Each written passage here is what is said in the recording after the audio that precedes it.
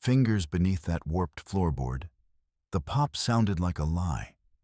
A cold box tipped free, and a single sealed envelope slid into the lamplight. Its flap drooped under our family name, and the hallway air felt wrong. Too loud, as if someone else had just read what it hid. We stood in the hallway, the envelope still warm on the floor, as if it had just been set down and forgotten. Mom's fingers smoothed the plastered wall, straightening a hand-me-down runner while she hummed the same old Sunday hymn. Soft, habitual, a sound meant to stitch us back to anything ordinary. Dad stirred coffee in the kitchen until the spoon clacked like a metronome, glancing toward the hall and back to the stove the way he always did when the baby was about to wake. Muscle memory balancing cups before the screaming started. The kids paired off at the door, Emma with her baseball glove, Lucas with a soccer ball tucked under his arm. They argued over the window seat in the minivan, voices quiet but steady.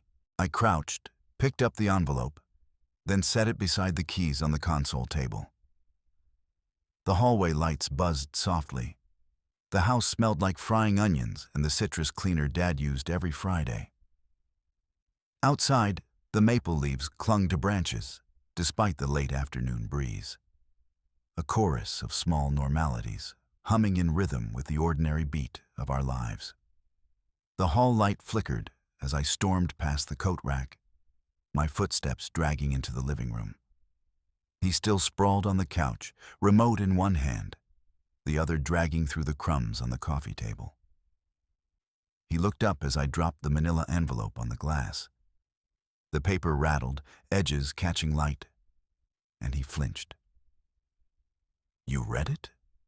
I demanded before I could stop myself.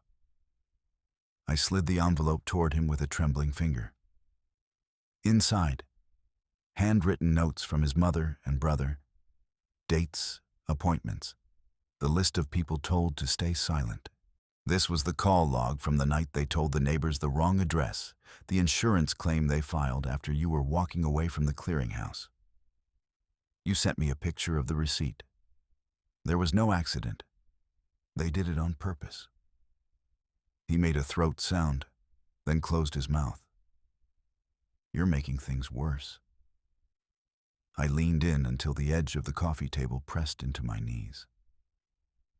Your mother told my sister to keep quiet about the doctor's note, and your brother never corrected the story when he told them we were fine. I kept the pages. I kept every apology they owed me. He grabbed the envelope but didn't open it. I didn't know all of that. I didn't know. You didn't know. I repeated louder. You knew enough to see the texts. You saw them laughing in the video, and you didn't stop them from dragging her name through the mud. Dust fluttered from the fan blades as my voice rose. One of the cushions creaked as I pushed back from the couch. He actually swung his legs off the side, sitting up now. The air tightened. His jaw worked. I didn't hear what they said to you. I heard them talk about the will, the house. I heard them talking about me. I didn't hear the way they spoke about you. He dropped his gaze to the envelope, to the neat block letters. His fingers twisted the flap. I should have gone with you. You didn't go with me, I snapped. You stood outside the door while I pulled my aunt's paintings off the wall because they had your mother's initials on the back. You gave them the quiet so they could keep pretending. I pulled a stack of photographs from the envelope.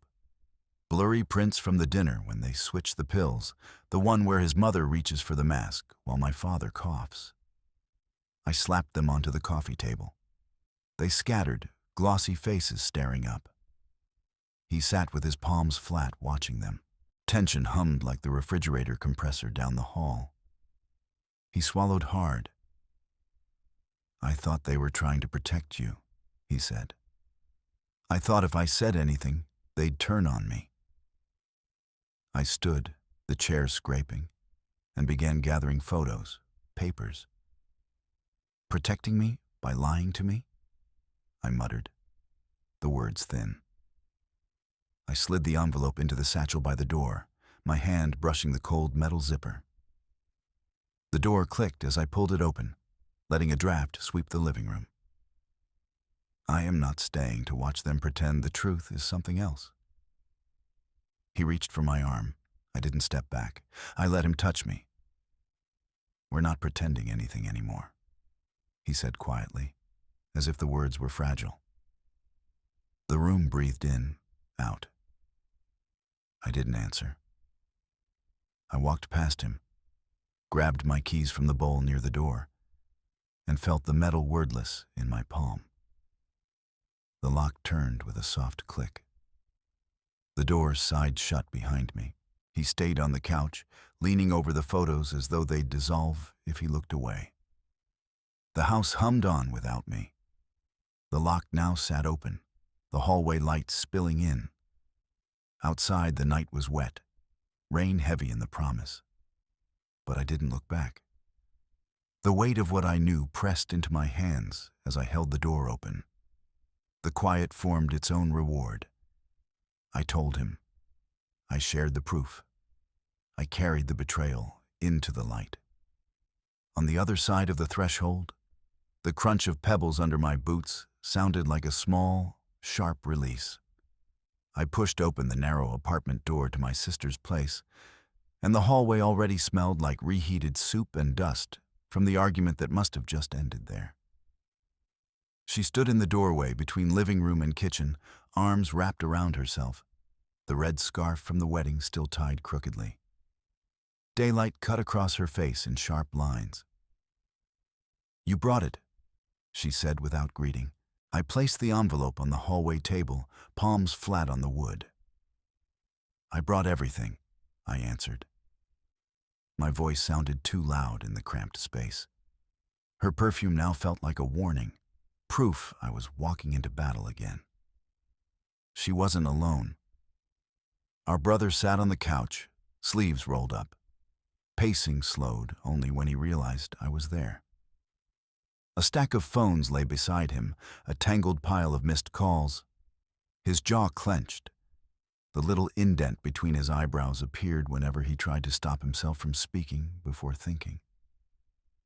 When I mentioned the envelope, his eyes went wide, twitching toward the door, then back to my sister. "We can't let it," he started. But she hissed, "He already did." She dragged a chair closer to the table, the metal scraping tile like the start of something grinding down. "Everyone's waiting for you to choose. You think I want this? I don't want to fight you, but if we show the documents, there's no fixing it." "I'm not trying to fix it," I said, not letting the words soften. "I'm trying to stop the cover-up from sneaking in and making us all look like we didn't see the truth." My fingers tapped the table, the rhythm sharp. I slid the envelope toward her. "Take what you need to see it." She hesitated, then pulled it back, opened it with shaking hands. The photos, memos I lifted from shared files, forged messages, hot and bright on the table, impossible to ignore now that they were there.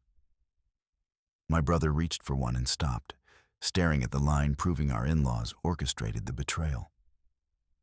His mouth opened and closed.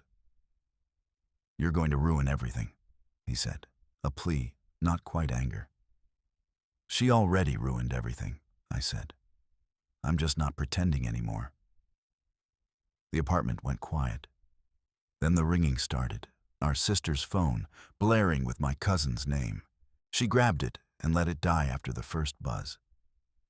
She stared at me, suddenly small under the weight of the whispered fears now clogging the air.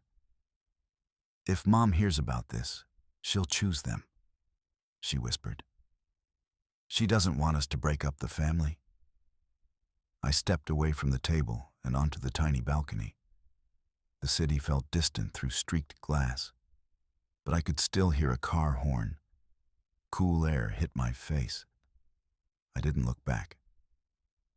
"I'm not staying inside a lie," I told them, voice shaking.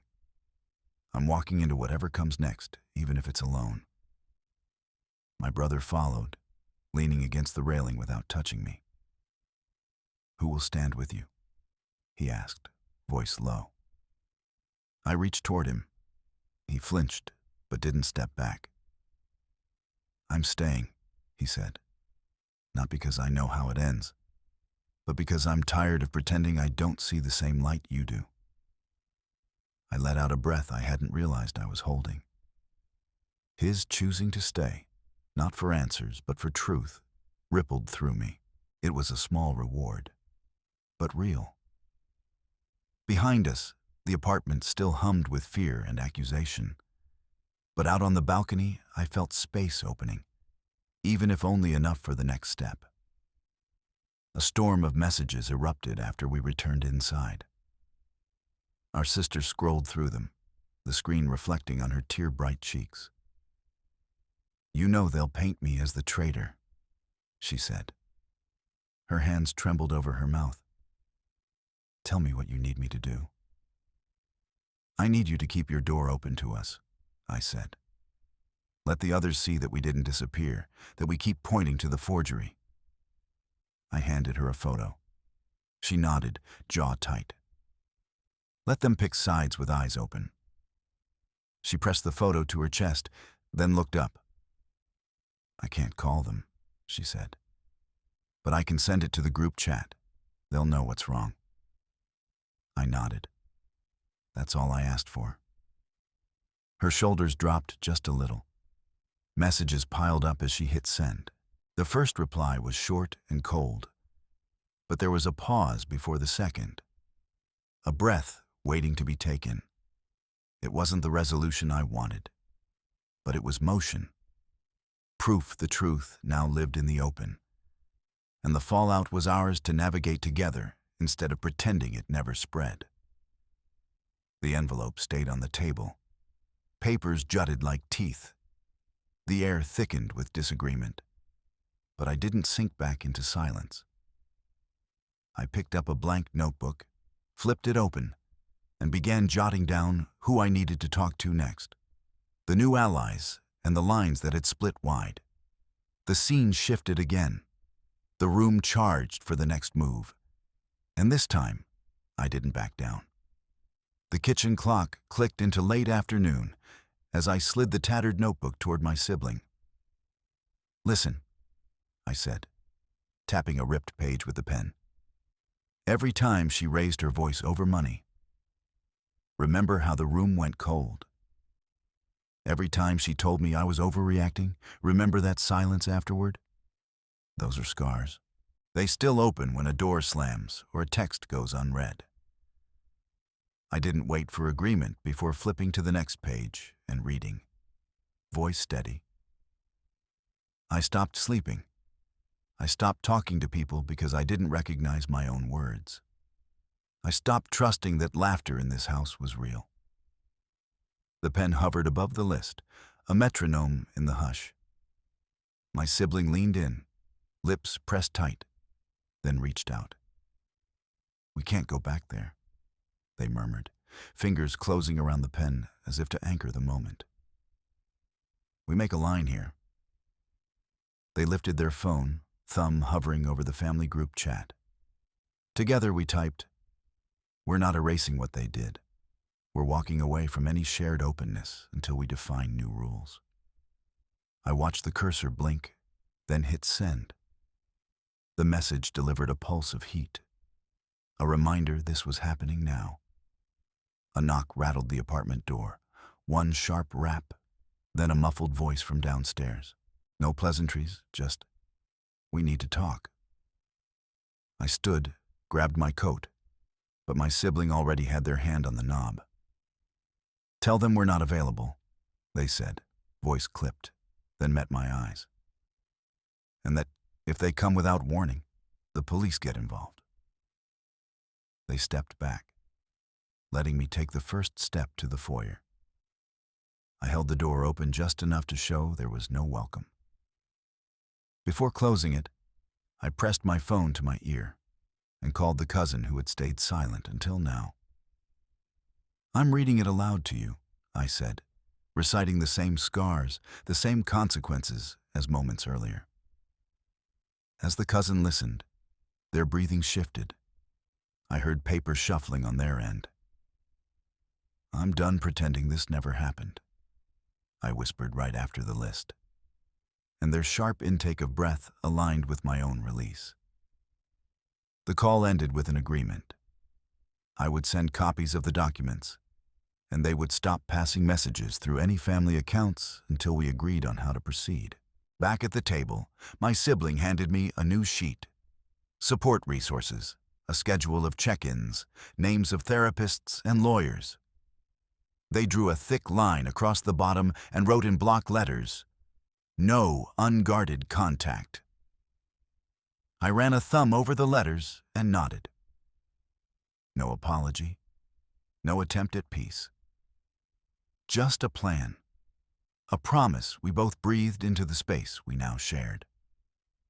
Steam curled from the chipped mug while we crouched over the napkin, scribbling the exact conditions that would keep the air livable. "Any contact has to go through the sibling chat app," I said, pressing the pen hard enough to leave grooves. "No surprise visits, no calls beyond the hour we set tonight."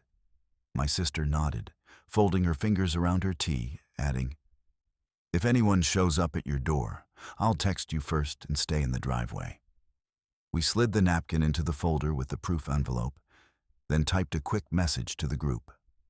"From now on, I'll only respond via email that all of you can see. No walk-bys, no shared meals without a mediator."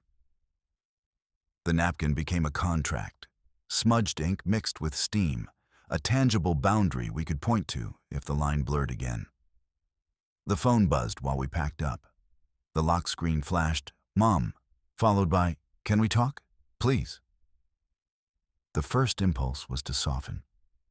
My sister, already halfway out the door, crossed back and laid her hand beside the phone, sliding it toward me.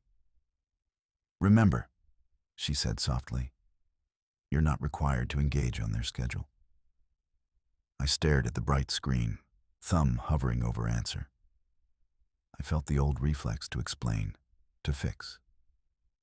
Instead, I let the screen dim. I opened my notes, typed, "I am working on healing. I am not available for calls."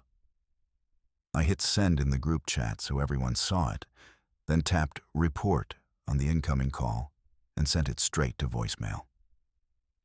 It pinged once, twice, already in void, and the silence that followed felt heavier than the call, but steadier than the ringing had been. Back on the sidewalk, we called the counselor's office together, letting them hear the version of events we prioritized. The intake coordinator asked for a description. My sister spoke immediately, outlining miscommunications and stating I needed a safe space outside the family dynamic. When the appointment confirmed, I felt the tiniest lift in my throat, like a plug finally pulled. "You get your therapist's number," my sister said, "and I'll send that napkin list to the accountability coach." We both nodded. The plan was no longer shrugging when the phone rang. I walked toward the car with the folder under my arm, the napkin contract folded flat inside, knowing that every ring, ignored or redirected, meant something real was shifting. The air felt lighter when I finally let out the breath I hadn't realized I was holding. The counselor's waiting room smelled like lemon sanitizer and paperbacks. I dropped my coat over the chair back, heard the zipper catch, then sat across from the therapist with the boundary list stapled to the file. She slid a pen toward me. "Tell me what's different since you set this," she said, voice steady. I laid the list on the table, fingers tapping the dented clasp. "We documented every step," I said. "Who can speak to me? When I'll redirect a call? What happens when someone crosses a line?" I pointed at the newest edition. No surprise visits, no unmediated messages, not even through cousins. She leaned in. "What holds it?" "I check in every evening with a sibling who stayed," I answered. "We compare notes, update deterrents, and call out what we see instead of pretending it's not there." I showed her the planner page where I penciled in a weekend safe space, the day I finally moved the evidence binder into the support center locker. Hope sits here, I said, tapping the list. Because it's not wishful, it's scheduled actions. She asked me to breathe through the urge to answer any parent contact. The counselor pressed the button on the tiny recorder, and the session shifted into scripting. We rehearsed. I'm not available for unscheduled contact. We'll reevaluate with the coach present. The words felt tense crawling out of my mouth, but the room held them without flinching. After the appointment, the sibling waited outside, collar up against the wind. We spread the boundary list across a cafe table, steam from coffee curling around the binder. I'll have the coach note that any violation triggers a pause, they said, circling the paragraph about mediation. They sharpened accountability into a multifunctional tool. If anyone showed up, we walked away. If the group chat erupted, we muted it. We shared a quick grin when we hit the section about logging every breach overnight. It was a small payoff. Our plan got tighter. Risk points became checkpoints instead of blind spots. A call lit up as we headed out, screen flashing unknown. My hand twitched, but the sibling's thumb slipped beneath mine. Voicemail, they said. Loud enough for me to hear, but soft enough to feel the lift.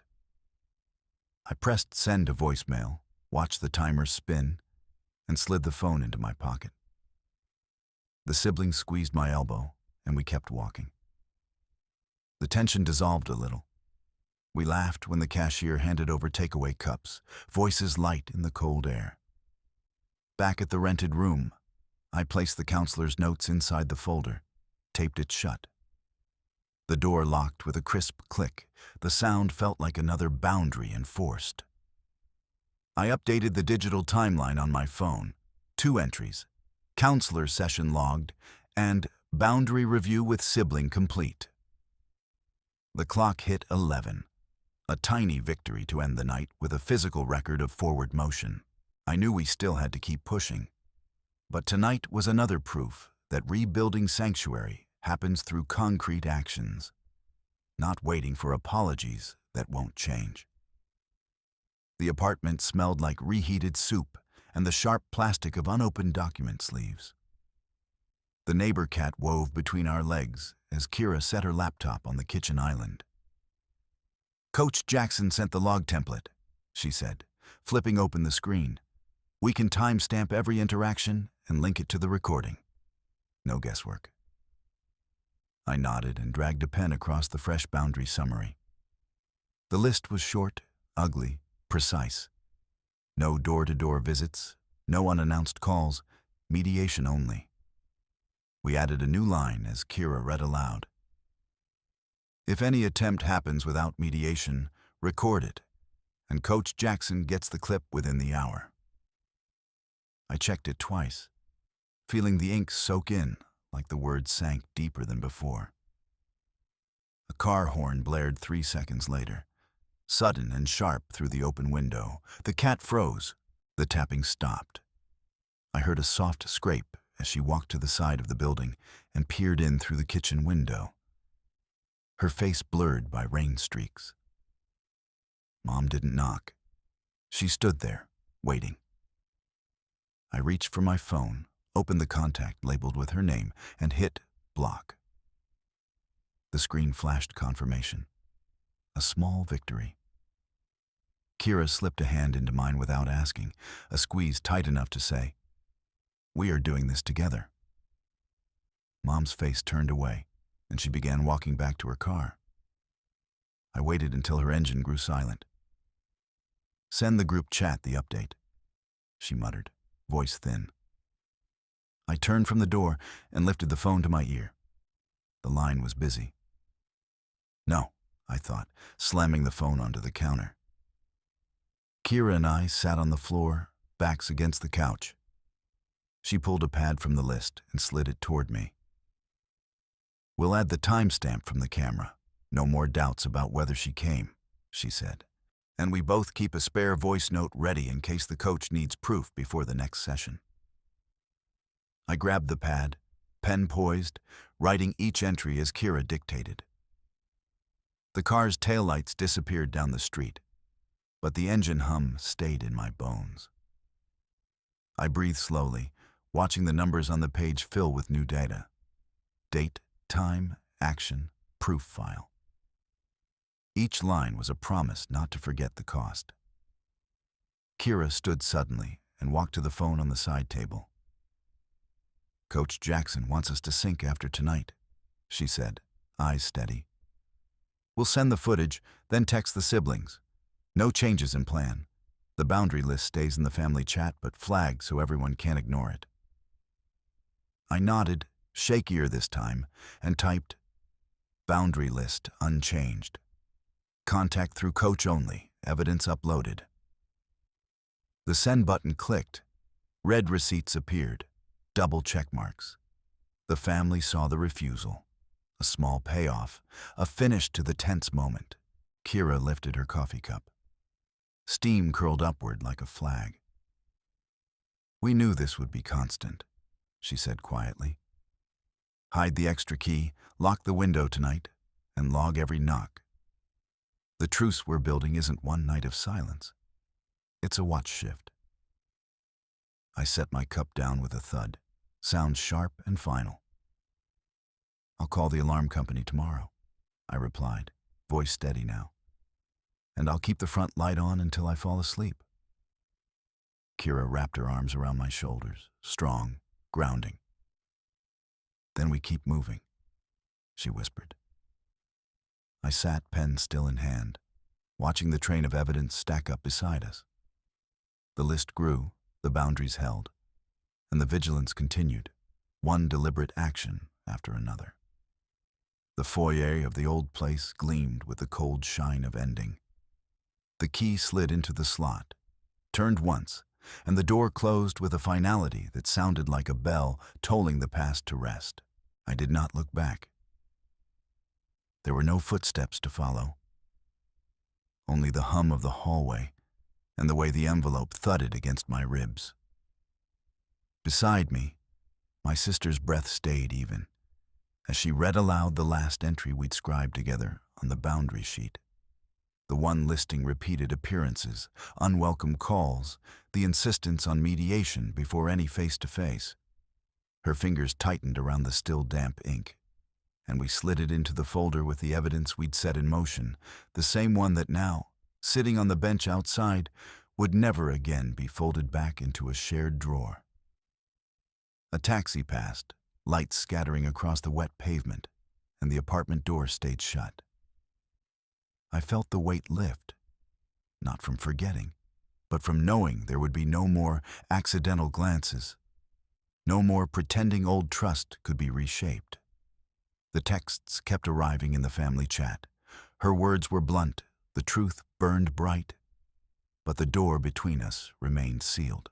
My sister pressed a final breath against my shoulder, our unspoken pact settling into us like a new rhythm.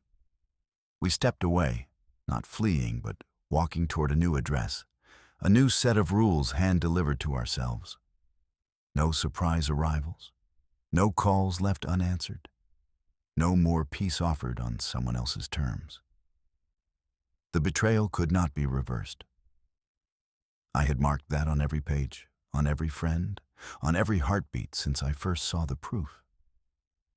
And yet I kept moving, letting the past stay behind the closed door, letting the new boundary take shape beneath our feet.